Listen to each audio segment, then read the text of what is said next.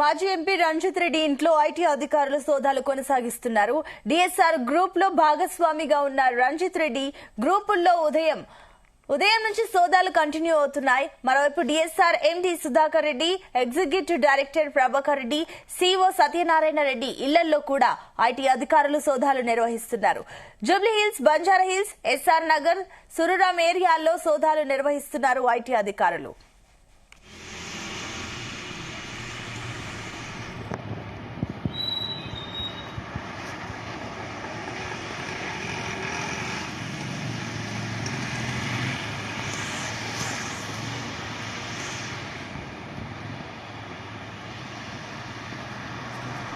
Right, ఇదే అంశానికి సంబంధించి మరిన్ని డీటెయిల్స్ మా క్రైమ్ బ్యూరో చీఫ్ రవితేజ అందిస్తారు. రవితేజ, బీఆర్ఎస్ మాజీ ఎంపీ రంజిత్ రెడ్డి ఇంట్లో ఉదయం నుంచి ఐటీ సోదాలు కొనసాగుతా ఉన్నాయి.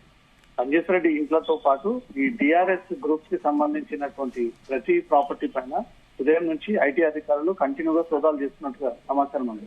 మొత్తం 10 బృందాలుగా విడిపోయినటువంటి ఐటీ అధికారులు రంజిత్ రెడ్డికి సంబంధించి డిఎస్ఆర్ గ్రూప్స్, డిఎస్ఆర్ ఎండీగా ఉన్నటువంటి సుధాకర్ రెడ్డి, ఎగ్జిక్యూటివ్ డైరెక్టర్ గా ఉన్నటువంటి ప్రభాకర్ రెడ్డి, సిఇఓ సత్యనారాయణ రెడ్డి ఇళ్లలో ఈ ఐటీ సోదాలు కొనసాగుతా ఉన్నాయి. జూబ్లీ హిల్స్, బంజారా హిల్స్, ఎస్ఆర్ నగర్, జీడిమెట్ల, సూరారం, రంజిత్ రెడ్డి కార్యాలయం, రంజిత్ రెడ్డి నివాసంతో పాటు అతను నివాసం ఉంటున్నటువంటి అతను బినామీలుగా ఉన్నటువంటి అందరి ఇళ్లలో కూడా కంటిన్యూగా ఈ సోదాలు కొనసాగుతా ఉన్నాయి. సిఆర్పిఎఫ్ బలగాల సహాయంతో ఈ డిఎస్ఆర్ గ్రూప్స్ కార్యాలయాల పైన, పార్ట్నర్స్ పైన, చైర్మన్, వైస్ చైర్మన్, దీంట్లో పార్ట్నర్స్ ఉన్నటువంటి వీరందరి ఇళ్లలో కూడా ఉదయం నుంచి ఐటీ సోదాలు సాగుతా ఉన్నాయి.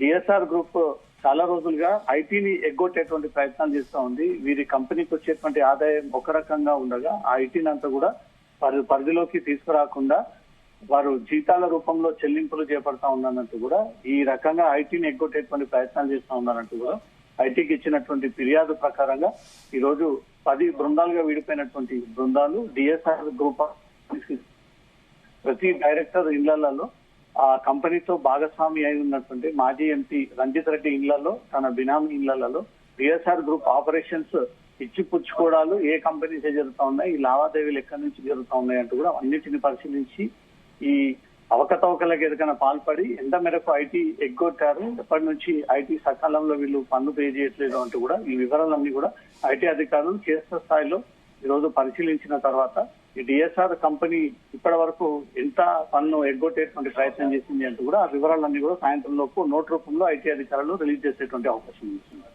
Right Ravi Teja, thank you.